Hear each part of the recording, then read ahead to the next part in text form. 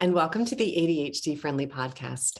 I'm Patty Blinderman. I'm a professionally certified ADHD coach and your host, bringing you tips and tools and resources that make my life more ADHD-friendly, and I share them in the hopes that they do the same in your life.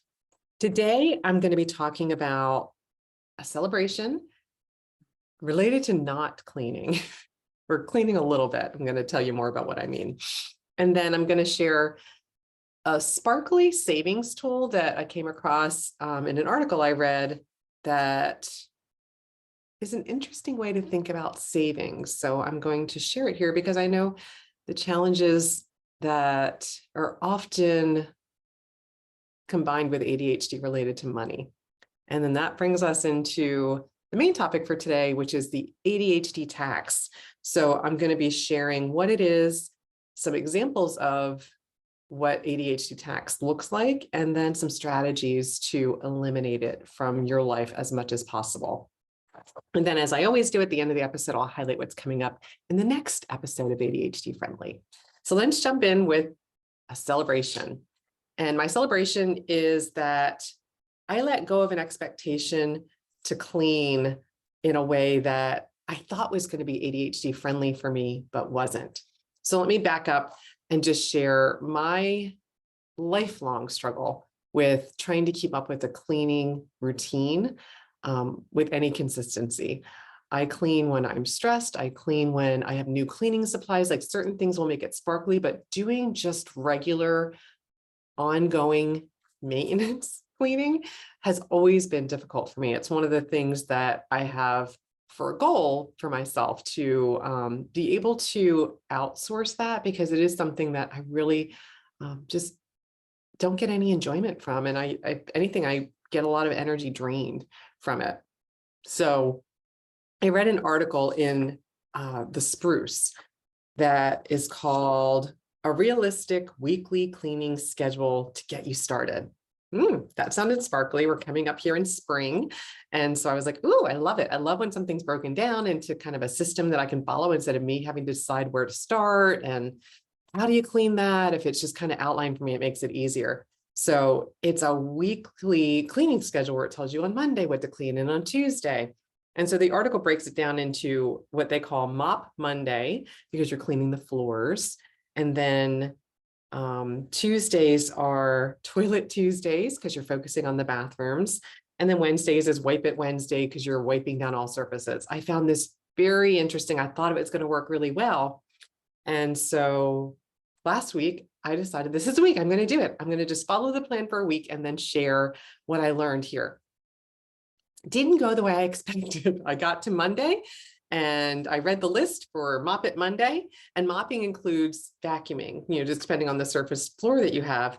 And so the tip was, if you don't have the time to do all of your floors, just focus on these high traffic areas: the entryway, the stairs, the family room, the mudroom, the bedrooms, under the kitchen table, and the bathrooms. I don't know about you, maybe you like cleaning. I got shut down just when I got to stairs. When I read Waiver intro, I was like, "Ooh, yeah, that could be done. That needs to be done." And then I saw stairs. I hate vacuuming the stairs. Like, I can't even begin to tell you how much I hate vacuuming the stairs. I stopped. I didn't do any of it. So my celebration is, number one, that I gave myself permission to not follow this, because even the essential list of things I needed to do overwhelmed me. I wasn't even asking me to do all of the rooms, just these high traffic areas. And I got completely overwhelmed. And then what I did was I went back through the list and I used a highlighter, and you can see I have different colors. So again, if you're listening to this podcast, I invite you to check out my YouTube channel, ADHD Friendly Podcast, to see any visuals that I might share during the episode. And so what I did was I went through with two different color highlighters, and I highlighted green for the first Monday that I would do this and blue for the following Monday. So I'm not asking myself, even for the high traffic areas, to do all of it all at once. And I picked for the first Monday, this most sparkly areas, the areas that really, I think I'd get the most bang for my energy buck, if you will. And this felt easier. I went through Monday, Tuesday, Wednesday, Thursday, Friday, and just did that for each of the categories. because each category felt overwhelming, because I thought, well, maybe I'll just start with Tuesdays. And Tuesdays, which was Toilet Tuesday, again, too many things. It was totally overwhelming to think about going and doing all of these things at one time in one day. So I got overwhelmed and didn't do it, but then I came at it with a fresh lens and decided to break it down in a way that felt more ADHD friendly for me. And this is really the celebration that I want to highlight. Whenever we lean into doing things the way that work best for us and we get out of our heads and the judgment and often the accompanying shame that goes along with that, it really does let us to more easily find a way that will work for us so that we're getting something done. And then, my motto, something is more than nothing. So it's a Monday today, the day I'm recording this. So I am targeting 3 high traffic areas: the entryway, the family room, and under the kitchen table. That's it.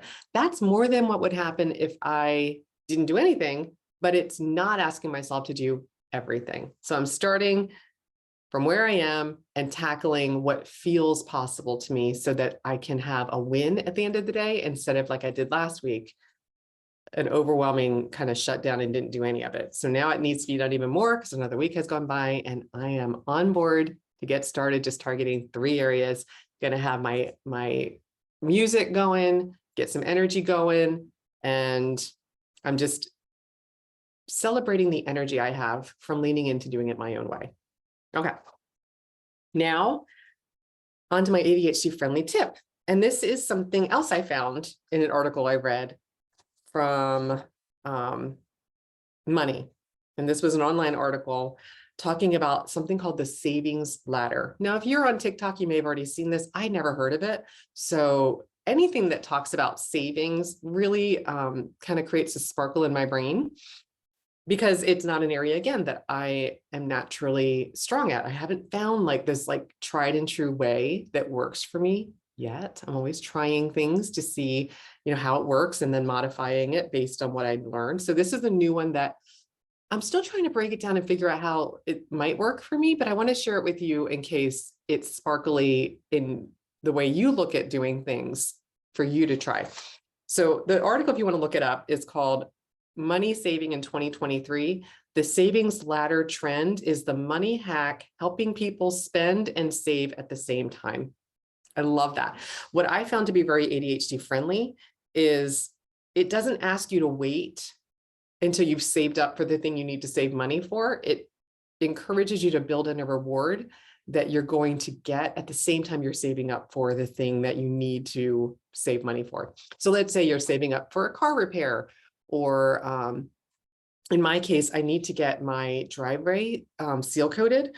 And so I'm using that as my example. It's not a very sparkly thing at all. It's like home maintenance, which is always one of those yeah, it needs to happen, but it's not very sparkly.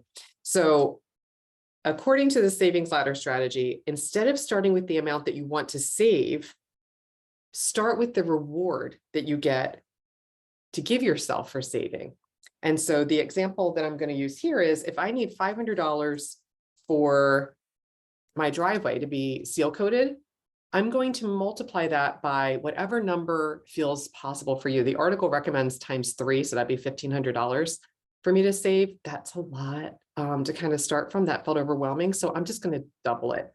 So if I'm doubling it and I just have a little savings jar here to represent it, it means I'm saving $1,000. What I'm also allowing myself to do, because I'm saving more than I need, is to use some of that money towards a reward. So I looked up the new Apple HomePod that just came out like a month ago, and the HomePod with tax is about $330. So if I take the $500 that I need to seal coat the driveway and I save twice as much of that, which is $1,000, I have more than enough money to both seal the driveway and get myself a sparkly reward. So the science behind this is really targeting how do you activate your reward center while also doing the thing that you need to save money for. So it's basically allowing you to do 2 things at once: spend money on something sparkly and do the thing that you need to save the money for, so that you're able to succeed in both areas. What we often do with ADHD is we'll do the sparkly thing because that's the thing that's more interesting and more immediate, but then not do the thing we need to save the money for. And then we don't have the money because we impulsively spent it. So the takeaway for me that I'm trying, and again, I literally couldn't even figure out how to do it without something physical to represent my savings. So I just use this little jar that is kind of representing, I'm going for $1,000. When I have my 1,000, I get to take 330 of that to spend towards my reward. And then I have the remainder, which is more than enough to cover the seal coating. I actually have even more than that. So if I save 1,000, that's very sparkly. If this is interesting to you, I invite you just to explore. What is it that you need to save money for? How many times would you multiply it? What's the sparkly reward that you're going to get yourself when you reach your savings goal? So again, that's called the savings ladder. If you already know about this and you have tried it and you want to share some tips, please post in the comments. I would love to hear any more information about how this works. This is a brand new idea to me, and I find it very interesting, but I haven't tried it yet, but I'm sharing it here in case you have, or if you haven't, if it sounds interesting for you to try. I always want to give us, kind of as many things in our tool belt as we can access when we need it, so that you have some different tools to select from. We always don't need a giant hammer. We might need just a little chisel or, something to work in different situations. So a savings ladder might be a sparkly savings tool to explore to support you with more ease. All right. And so building on the whole savings ladder topic and the challenges of saving money with ADHD, I'm going to now transition into our main topic for today. And our topic is ADHD tax. So we're coming up on tax season, right? It's like right around the corner as this is coming out in the United States. It's tax time. We're not going to be talking about that today. We're going to be talking about the ADHD tax, which is basically the hidden cost of ADHD. So it's not a real thing. You're not like charged a tax when you're diagnosed with ADHD or when you have ADHD, but there are a lot of hidden expenses that can impact you if you have ADHD. And so I just want to share some examples. It can be things like overdraft fees. If you're spending more money than you have in your account, it can be late fees. So if you're like late paying on utilities or your credit card and you end up with a late fee, that's an additional charge that you're paying. It could be library overdue book fines, or like for me, I sometimes lose the book, or I literally just checked the book out.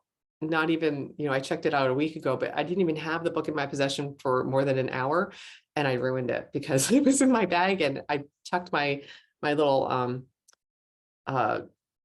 to-go travel mug in the bag too. And the bag fell over in the car while I was driving and I didn't realize it. And so it slowly leaked out into the bag and soaked the book. And so now that's another book I'm going to be paying for because I forgot that travel mug leaks if it falls over. It's frustrating. It can also take the form of, like, say, like you buy in bulk, or you buy things and you put them in a drawer in your refrigerator and you forget you bought it. And so you're throwing away food that went bad because you didn't eat it before it went bad. Or you're spending impulsively and you have credit card debt.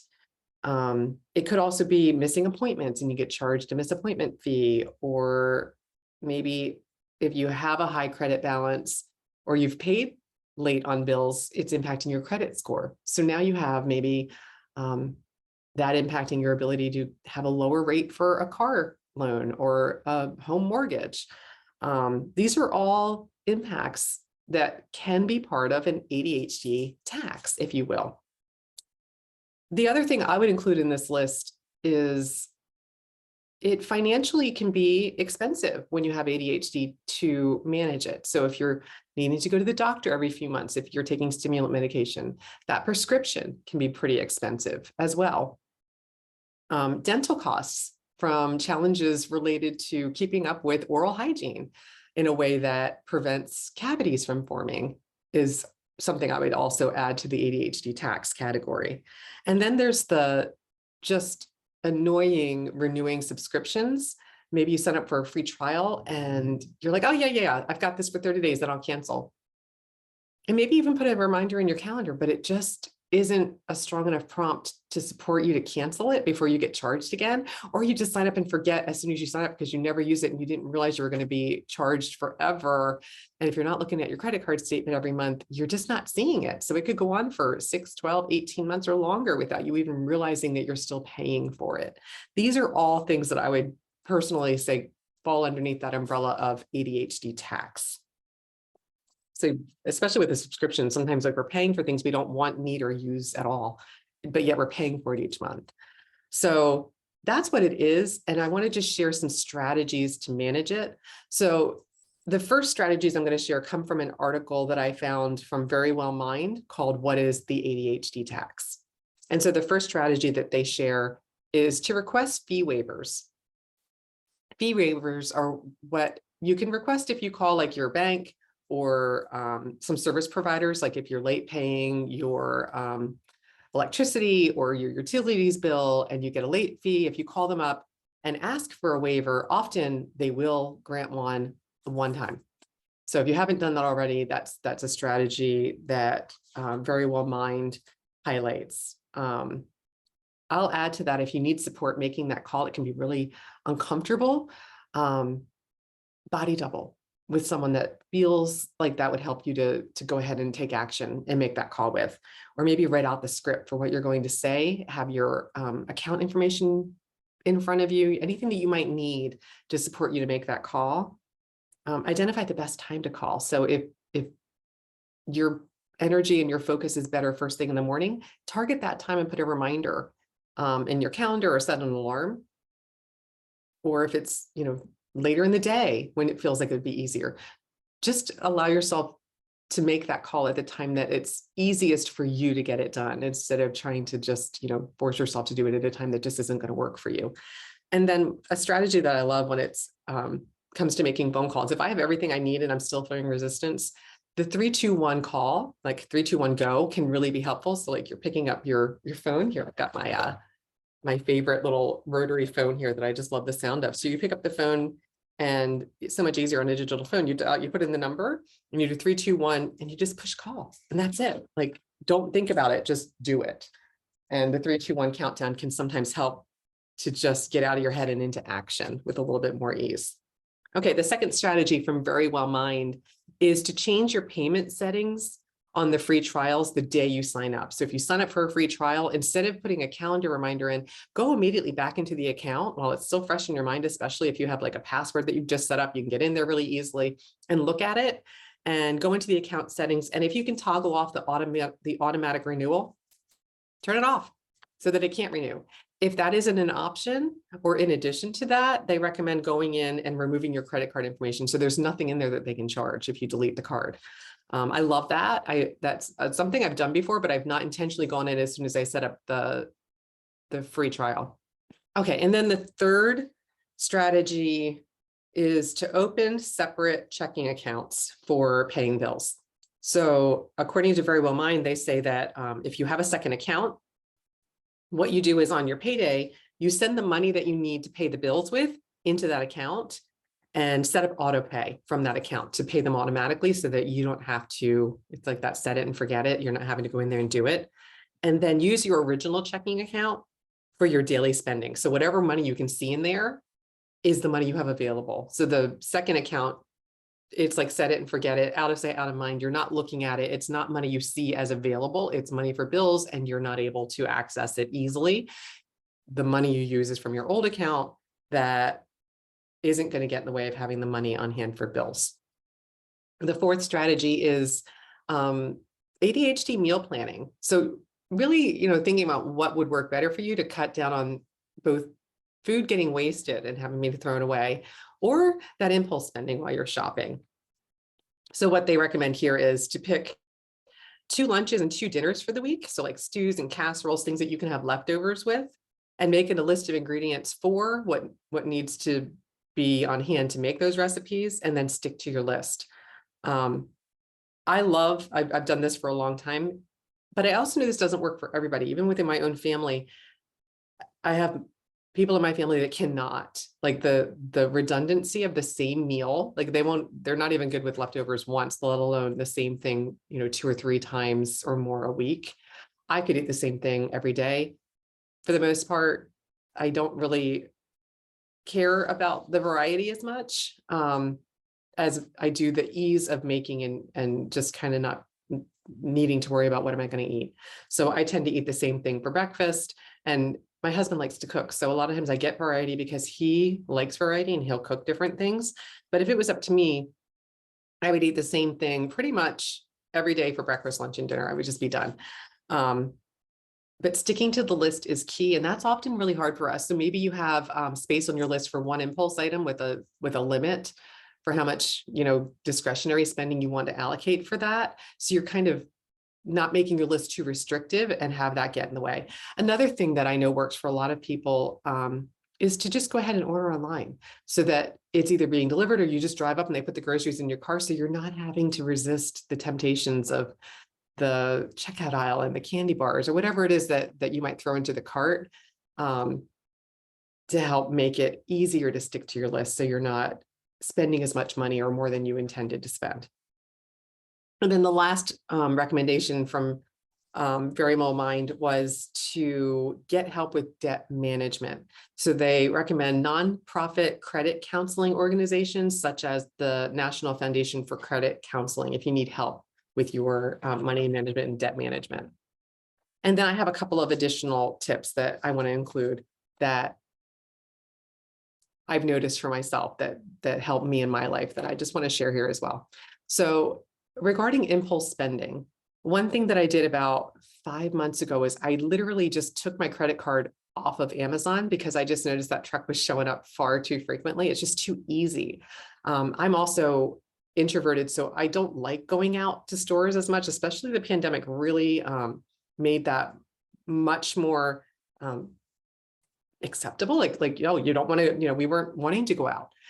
I was able to lean into that really easily. And what I'm noticing is it's too easy for me. I will order anything and everything. And Amazon prices aren't like the discount that they were when it started out. So now often they're more expensive than it would be if I went into the store physically. So removing the credit card from Amazon, it creates enough resistance. I have to go in there and I have to enter the credit card if I'm going to make a purchase. And then I go immediately after and I delete it again. So it's not there the next time I go in. So I have found when I go in and I put something in my cart, when I think about having to go and get a credit card and I have to add it to it, I'm like, oh, I just don't want to. So I have a lot of resistance. It's something that will keep the thing in my cart for a few days. And then sometimes I'll just take it out of the cart because I no longer really feel the strong desire to have it like I did at the time that I put it in the cart. So just removing the credit card has really been a game changer for me. And another is just to put items in the cart and not check out. So yeah, I get the emails letting me know. I don't get discounts as much as I used to. It used to be like a nice little strategy to get like an offer, like, hey, you left something in the cart, here's a discount. I don't see that as much anymore, but it does help me to notice like, oh yeah, that's interesting. That felt like it really needed to be something in my life. And now like, I really don't care anymore after, 24 or 48 hours. So that's another strategy I use a lot. The other is to keep things in sight, in mind. Remember, I call this ISIM. Making sure that you can see with external, concrete, visible tools, how much money do you have? How much money are you spending? I like to keep like a list. I don't do it all the time, but I do it. I do. Sorry. I do it more consistently when I have an easy, visible way. I can just kind of write it down. If I have to go and get a folder and pull it out and find the page to write it in, I'm not going to do it. But if it's right there and easy for me to jot it down, it makes it much easier. And then just keeping in mind, because there's so many places now that won't even take cash, it's really hard to keep that concrete spending in front of your mind when we can tap to pay, when you're using Google Pay or Apple Pay. It's all invisible and we're not experiencing the money kind of changing hands and like literally like leaving your account or leaving your possession like we did when we were physically spending money and turning over like physical cash. And so really making it concrete wherever you can so that you can see the impact of the money you're spending and how much you're left with after that's been spent. And then the last is I'm a big fan of calendar reminders. So this, kind of goes back to what I was talking about earlier with subscriptions. And I just looked at, I always put cancel as part of my calendar reminder. So I did a quick search in preparing for this of my calendar. I just searched cancel to see how many things came up with the word cancel. And I had cancel reminders in there for Zoom, for Adobe Premiere, for my post office box, for Audible. Audible was for tomorrow. And so here's what I notice I keep adding to my cancellation reminders. I put the date that it's going to renew. I put a link to the site to make it easier for me to click to go in to cancel it if I don't want to continue with it. And I put the amount that's going to be charged, because often what I notice is if I don't know the amount, again, it's very outside out of mind. I have this, oh, well, okay, I'll think about that, or I'm not sure. Or if I see the amount and I put a little note that says this will be charged, and then the date, I'm like, oh, I don't want to pay that. So for example, my Adobe is going to charge $238 at the renewal if I don't cancel before that renewal happens. Now, if I'm using it and I want to keep it, that's just part of what I know I'm going to be spending money on. But if I'm trying it out for the year and I'm not sure, I want to have a reminder in there, and I want to have easy notes to access the link and how much I'm going to be paying, so I can make a decision about whether or not I want to continue paying for that. So with my Audible example, I decided to go in because I actually didn't have the amount written down, which is unusual for me. And so I was like, how much is that going to charge if I don't cancel? Because I did the free, it was only like a month trial, and I think I got 3 Audible credits for the month, but I couldn't remember how much the monthly fee was going to be. And so what I found that when I was looking for the monthly fee, I couldn't find it anywhere. And that to me is a red flag. When I go to cancel something, if they make it really easy to sign up, but really hard to cancel, that is not ADHD friendly. And so I decided that's it. I can't find the amount. So whatever it is, I'm not paying it, because that feels dishonest to me. It feels like you're trying to take advantage of me. So I clicked cancel. And when it asked me to put in why, I clicked other, and I typed, because I couldn't easily see what the renewal amount was going to be monthly going forward. And I didn't like that. So I'm canceling. Well, as soon as I canceled, it took me to a screen, and it did offer me another option. And one of the options was to renew for the year for $99, and I would get 12 credits. Now, I have done this in the past, and it's been a number of years. I didn't even know they'd still offer the $99 one, because I haven't seen it myself in a long time, because I haven't done it in years, because that used to be the one that I was like, okay, that's worth it. That's worth it for me to try it again for a year. And so I decided, yeah, I really am using Audible more. I'm listening to more books as I'm trying to read more. I love to get the Audible to listen to while I'm also reading the physical. So if I'm walking, I can continue and pick up where I left off with the physical book. And when I'm knitting, it lets me do it. I just love having the Audible version. So if I can't get it from my library, I can go and buy the Audible with my credits. So I renewed it, but then I put an immediate reminder in my calendar that it would renew at $149.99. And I put the notes for how to get to the screen to cancel, because that also wasn't easy to find, which is one of the reasons I canceled, because when I finally saw cancel as an option, I was just like, click it, I'm done. And so I just put notes to remind me how to find it, and that it offered me the discount of $99 when I canceled. So I'll be curious if it happens again. I don't think it will, but I'll be curious this time next year when I cancel, what happens when I go to cancel, because I want to make sure I'm not going to pay $150 for the year. $99, I think that's a good deal, but $149, not going to do that. All right. So that's it for this episode. For a recap, I started off with a celebration about not cleaning, and just highlighted how I found an ADHD friendly way to ask myself to do what I felt like I could tolerate, instead of getting into the all or nothing and not expect myself to do all of it, but then end up doing nothing. So I'm just going to lean into doing the 3 most sparkly things that I know are going to be the easiest for me to check off and move me forward. And then I shared about the ADHD friendly savings tool, which is the savings ladder. So you identify the thing you're trying to save for, multiply it by 2 or 3 or whatever number makes sense to you, and then using the additional savings to go towards the reward. So you're building in saving for the thing you need and the reward at the same time. So you get to treat yourself to the reward. And then my main topic today was the ADHD tax. It's the hidden costs of ADHD.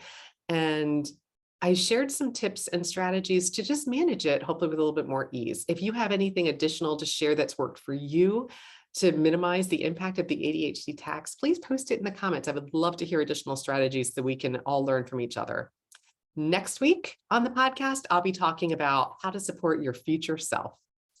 And as always, if you haven't started your ADHD-friendly owner's manual yet, I invite you to check out my website, ADHD-friendly.com. There's lots of resources in there to get you started on your owner's manual, where you capture the things that work for you to make your life more ADHD-friendly. Until next time, tally ho.